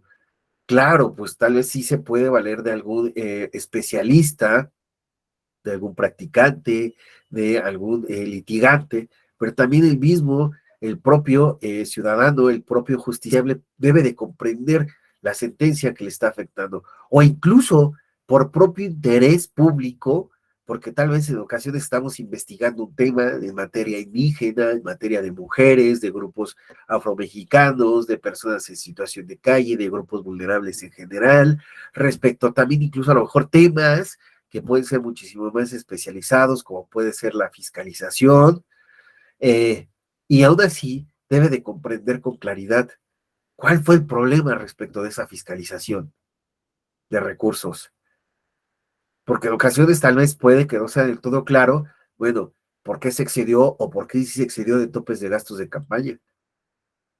Y a lo mejor si no tenemos toda la claridad técnica o de explicar estos contenidos técnicos, pues parecería que está sucediendo algo raro ahí, ¿verdad? Porque desconfiaríamos. Lo que no le entendemos, pues presta a la desconfianza. Entonces, es necesario este lenguaje que sea apto para cualquier persona no experta en derecho. Y en este sentido se debe emplear terminología que sea común a la población y que a su vez no desvirtúe los términos técnicos y que conserve su contenido. Es decir, no debe de haber un demérito del contenido de las sentencias, de la calidad argumentativa de las sentencias y de la decisión por, pues bueno, este lenguaje claro. Sí, se deben utilizar estos términos técnicos, pero también explicándolos. Y me parece que es algo muy común. O sea, cualquiera que haya redactado, pues, algún documento, entenderá que en ocasiones partimos de la idea de, el día de hoy voy a hablar por justicia, y por justicia entiendo esto, ¿verdad? O cuando estamos hablando de un nuevo término que estamos incorporando, ¿qué hacemos? Pues también lo explicamos. Pues esto, ¿no? Se trata de tal cosa, esta matriz se aplicó en este caso bajo tales circunstancias, ¿no? O lo que encontramos derivado de esta matriz de precios es esto, ¿no? Y las diferencias, explicar con claridad, sin que se pierda la profundidad de la explicación y del contenido que se busca justifique la decisión o, diciendo en términos judiciales, que motive la decisión.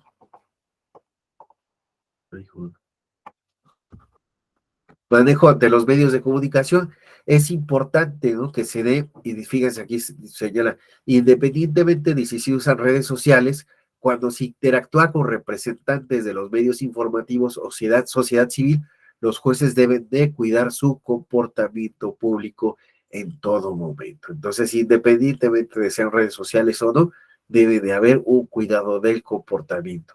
No se debe compartir información en intercambios a través de redes sociales sobre casos que se han presentado o que es probable que se presenten, pues puede ser difundida con intenciones desconocidas y adversas a la impartición de justicia. Entonces, también aquí lo que se está apelando en este código es que, bueno, en estas redes sociales sí hay que tener también cuidado respecto de lo que se está difundiendo, sobre todo pues por el uso que se puede dar en esta viralidad y de creación de fake news de las noticias. Entonces hay que tener cuidado, o se debe de tener cuidado por parte de los impartidores de justicia de lo que se está publicando y sobre todo pues el impacto que puede tener o a la desviación o confusión de la información que se puede generar y que al final de cuentas puede afectar en la decisión o incluso en la imagen de la institución, ya no se diga del propio juzgador, ¿verdad? Ahí deme un segundito nada más.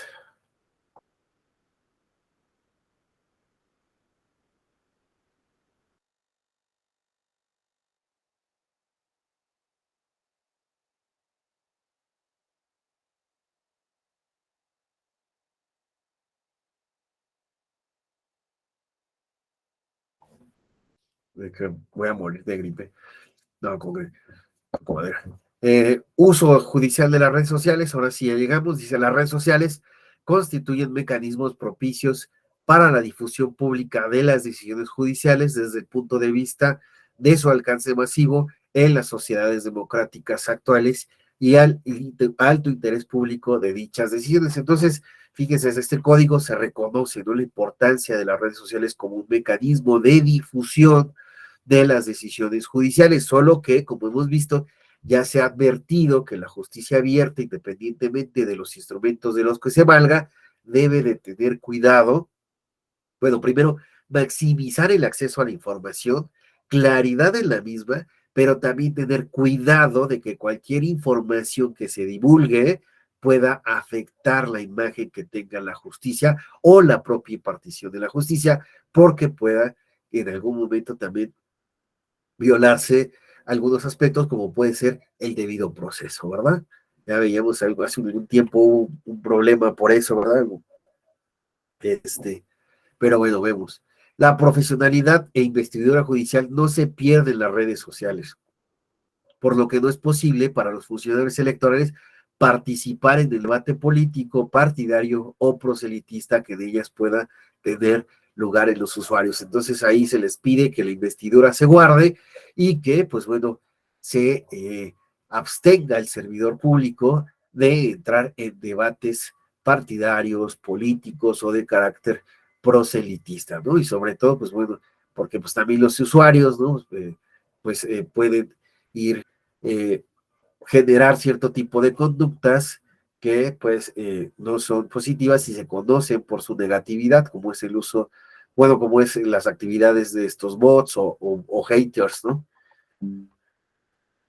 Los contactos en redes sociales, se sugiere, los contactos en redes sociales no deben ser capaces de infundir sospechas de imparcialidad del funcionario electoral en los abogados y en las partes, por lo que se debe evitar todo comportamiento que pueda reflejar favoritismo, predisposición o prejuicio. Entonces ahí es importante, ¿no? Que ahora sí que tener cuidado con los contactos, ¿verdad? ¿Quién se tiene de amigo? Pues esto puede llevar a cierto tipo de sospechas de parcialidad, ¿no? O que se ponga en duda la imparcialidad. Los funcionarios públicos, también se recomienda, los funcionarios electorales deben asegurarse de que la intensidad del uso de las redes sociales no afecte negativamente su capacidad para cumplir con sus funciones judiciales con competencia y diligencia. Entonces, ahí vemos que, pues no porque consideremos que las redes sociales son la panacea, también les vamos a dedicar más tiempo a las redes sociales que a las propias funciones que se deben de llevar a cabo, ¿no? Entonces, pues sí, está bien que las redes sociales potencien la posibilidad de un tribunal más abierto, más comunicativo, más cercano a la ciudadanía, pero también no se debe de abusar de las mismas redes. Respecto de la prudencia judicial en redes y sus mecanismos de interacción, fíjense que se recomienda, dice, debe evitarse comportamientos o actitudes que puedan entenderse como búsqueda injustificada de promoción personalizada. Esto porque, pues como sabemos, ¿no?, estas redes sociales sí, pues hacen que los individuos se noten más. Sin embargo, se debe de evitar esta promoción personalizada. Lo que se debe tratar de divulgar es la impartición de justicia, las decisiones, el trabajo judicial, no la persona. Entonces, aquí, pues bueno, es importante, no, no usar las redes sociales de modo que pues pueda aparentarse un uso indebido, ¿no?, de recursos públicos y que esto, pues bueno, afecte también al órgano jurisdiccional. Recordemos que los individuos, los jueces, ¿no?, pues también pertenecen a un órgano el cual puede dañarse por el trabajo que se pueda dar de redes sociales de uno de los integrantes, ¿no?, más en estos órganos colegiados de impartición de justicia. Prudencia, continuamos con la prudencia. Dice, deben tomarse en cuenta los aspectos prácticos que implican las formas de expresión que se utilizan en las redes, que incluyen un alcance potencialmente mayor en términos de publicidad o aplicación a grupos virtuales más extensos, así como las implicaciones significativas de acciones relativamente informales, como elegir un me gusta o difundiendo información publicada de otras personas y de otras instituciones. Es importante tomar en cuenta el alcance que tienen las redes sociales, sobre todo porque un me gusta de hoy puede ser un no me gusta del mañana, ¿verdad? O algo que comprometa. Muchos se han visto comprometidos por una publicación de el pasado, ¿no? Y que se trae a colación en el presente. Ahí vemos mucha gente, ¿no? Que en algún momento dicen, siempre hay un tuit, ¿verdad? Que contradice al anterior. Entonces, hay que tener mucho cuidado en estos contenidos. Y más aún, también en lo que se comparte que no es propio, que puede ser de otras personas o de otras instituciones. Entonces, hay que ser precavidos respecto de estos contenidos que se pueden estar compartiendo y que incluso no son personales, que pertenecen a otros. Eso es, me parece muy lógico, ¿no? Porque pues no necesariamente en ocasiones damos retweet no necesariamente debes dar retweet a todos los contenidos, aunque simpaticemos con ellos, porque pues ello puede comprometer nuestra labor profesional y la propia impartición de justicia. Otro punto dice, los jueces no deben participar en intercambios a través de redes sociales o servicios de mensajería con las partes, sus representantes o el público en general sobre los casos que se han presentado o que probablemente que se presenten ante ellos para su decisión. Entonces, sí, pues evitar, sobre todo por las capturas, digo, no se debe de hacer, se sabe, no se debe de compartir por estos servicios de mensajería como puede ser WhatsApp, esta información, pero también, pues bueno, tenemos esta cuestión de, en la actualidad, pues una captura de pantalla nos puede comprometer muchísimo, ¿no? Entonces, si nosotros estamos impartiendo justicia, pues no se debe de compartir esta información que puede comprometer un caso. 6. Cuando no existe incertidumbre en cuanto a las relaciones o el contenido en línea, se debe desarrollar y aplicar consistentemente un protocolo apropiado para eliminar y bloquear seguidores, amigos, etc. Cuando no hacerlo pudiera propiciar razonablemente una apariencia de parcialidad en la función jurisdiccional. Entonces ahí tenemos que, bueno, también es que si no estoy seguro de qué voy a publicar, ¿no? De quién puede ser mi amigo o quién no, pues la verdad es que es preferible no publicar o no tener como amigo a quien pueda comprometer la apariencia del buen derecho y con ello la función jurisdiccional. Entonces, pues a lo mejor yo soy muy buen amigo de algún empresario, ¿no? Porque es amigo del pasado, pero pues hay que aprender a distinguir y pues bueno, en redes sociales, ante todo, tener cuidado de los contenidos que se están publicando y de las relaciones que se tienen. Sobre todo, pues bueno, como dice aquí, pues cuidar esta apariencia de imparcialidad. La expresión judicial y sus restricciones es otro de los temas. Dice, la investidura pública del juez impone el ejercicio de la autorrestricción en el ejercicio de la libertad de expresión de las redes sociales, pues en este persiste la obligación de su imparcialidad y neutralidad comunicativa, así como la prudencia y el profesionalismo propio de su función. Los juzgadores que antes de adquirir su investidura pública tengan perfiles en redes sociales y una vez adquirida la investidura decidan utilizar las mismas para la divulgación judicial con su nombre e imagen plenamente identificados, deberán al propio tiempo renunciar a todo carácter privado de sus perfiles. Entonces, el perfil, pues como sabemos, una vez que, pues bueno, recibes la investidura y decides compartir contenidos institucionales a través de ese perfil deja de ser privado y pasa a ser de orden público. Es por eso que también hay que tener cuidado sobre lo que se está compartiendo, sobre la intención de quién agregamos y de qué forma nos estamos relacionando, si es el caso de ser un servidor público. Y más aún uno que está encargado de la decisión judicial. Claro, todos los servidores públicos que estén en la institución deben de tener cuidado, pero mucho más aquellos que se encarguen de la impartición de justicia. Los jueces, los magistrados deben de tener este cuidado y sobre todo, pues también el cuidado de la investidura en estos perfiles que pues pasan a ser de tipo público, ¿no? Ahora, también se va a mencionar derechos de los seguidores, pero yo a lo que quiero ya dirigirme, me quedan pocos minutos, creo que ya estamos sobre la hora, es la interacción de las redes sociales. Las redes sociales, pues bueno, lo sabemos, ¿no? Los alcances que tienen las redes sociales son muchísimo mayores a los que en algún momento nos hubiéramos imaginado. Un tweet de hoy puede ser una bomba en el futuro.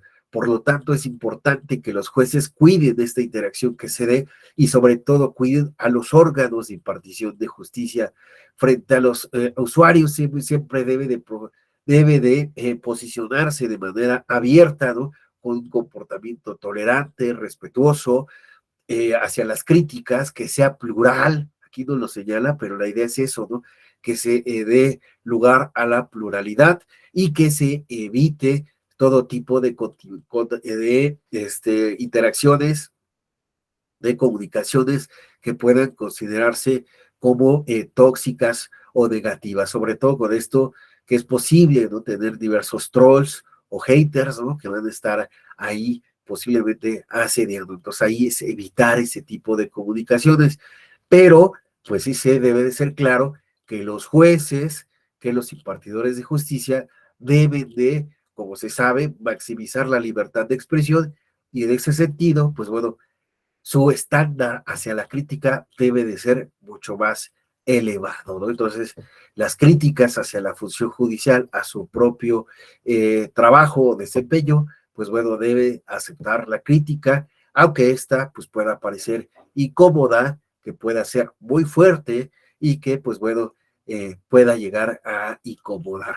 Pero pues bueno, esa es la idea de la maximización de la libertad de expresión en las redes sociales. Claro está, hay límites y bajo esos límites, pues bueno, el juez, el partido de justicia, no debe de prestarse a continuar con estas comunicaciones negativas en caso de que aparezcan.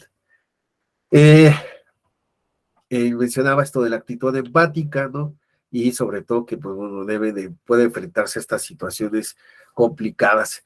Esto es lo que nos lleva este modelo de ética en el uso de las redes sociales. Les dejo la liga en la presentación. Aquí cabe apuntar algo. Cuando hablamos de ética electoral digital, nos hemos centrado en la perspectiva que deben de tener, bueno, entramos a la ética, entramos a los problemas que se puede enfrentar de la ética y la moral, ¿no? Su relación. Lo aterrizamos finalmente en derecho y ética, y la ética en la justicia electoral, y esto quiere decir que nos hemos centrado en los operadores jurídicos, en todos aquellos que trabajan en la impartición de justicia, pero también habría que analizar tal vez todas estas problemáticas a las que, pues bueno, se está enfrentando a la materia electoral en las redes sociales, ¿no? Para, pues también los candidatos, ¿no? ¿Qué tan ético es cierto tipo de comportamientos, ¿no? ¿Qué tan ético es el uso de cierto tipo de tecnologías para ganar una contienda electoral? Lo que veíamos del Partido Verde, ¿no? Realmente se pueden valer de todas estas estrategias que ofrecen las redes sociales para obtener un beneficio electoral o de otro tipo. Otro tipo de problemáticas es la polarización que puede haber en las redes sociales, ¿no? Y esto que les mencionaba, ¿no? Lo que nosotros hacemos como individuos, pues repercute en el tejido social, ¿no? ¿Qué tan ético es generar contenidos negativos por parte de la sociedad? Porque también la sociedad los genera opiniones negativas durante estos periodos electorales. Entonces, todavía hay una serie de cuestiones éticas en redes sociales y en el uso del Internet que no solo están del lado de los justiciables, sino también, digo, de los que imparten justicia, sino también de los justiciables, de los propios partidos políticos, de sus candidaturas y de el actuar incluso también de los servidores públicos de otros lados, donde, pues bueno, pueda haber un uso inadecuado de las redes sociales con fines electorales, ¿no? Entonces, falta todavía analizar todo este tipo de temas. Aquí solo hemos abordado por parte de los operadores jurídicos. Pero pues bueno, espero que esta revisión rapidísima de lo que es la ética y su relación con el derecho y finalmente qué importancia tiene en la actualidad y que se ha plasmado este modelo de ética, pues les sea de ayuda. Les agradezco muchísimo. Ha sido para mí un gusto iniciar esta semana con ustedes. No tuvimos break porque tenemos ahí como el tiempo encima. Y pues bueno, pues mi gripa me permitió al menos llegar a 2 horas. No, sí, de todo problema. Les agradezco mucho y por mi parte sería todo. Si alguien tiene alguna pregunta, algún comentario, todavía no terminamos la grabación, ¿no? Les agradezco muchísimo y pues bueno, les deseo suerte en esta recta final de su diplomado. Nos vemos. Cuídense. Muchas gracias, maestro. Hasta luego, Arturo, Diana, Zair, Ana. Cuídense.